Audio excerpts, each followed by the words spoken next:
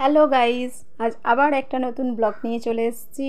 আজ বৃষ্টি বৃষ্টি ওয়েদার, দেখো মেঘের কি অবস্থা, প্রচণ্ড পরিমাণে ঝড় দিচ্ছে আর টিপ টিপ বৃষ্টি সারাক্ষণ হয়েই যাচ্ছে।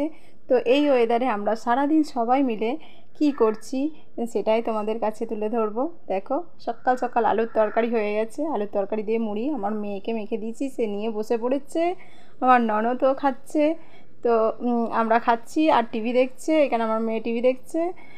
টিভি হচ্ছে, এরপর মুড়ি খাওয়ার পর রান্নাতে চলে গেলাম। রান্না হচ্ছে খিচুড়ি, মা খিচুড়ি চাপিয়ে ফেলেছে। এখানে মশলা কষা হচ্ছে, এখানে আলু ভাজা হবে, একটু ডালের বড়া হবে, আর পটল আলু ওখানে কাটা আছে। আমি মশলা বাটতে শুরু করেছি, এটা হচ্ছে ডাল বাটা হচ্ছে।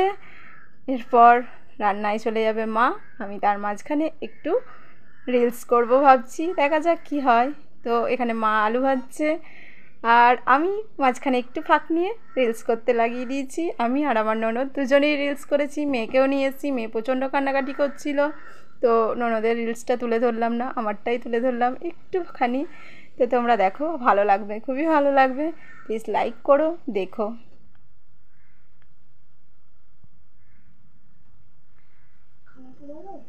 এবার আমরা রিলস হয়ে গেলে আমরা এবার খাওয়ার কাছে চলে যাব।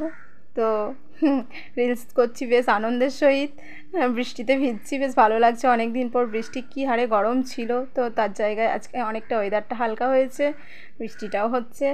তো চলো গাইস, আমার রিলস করা হয়ে গেছে, খাবার নিয়ে রেডি।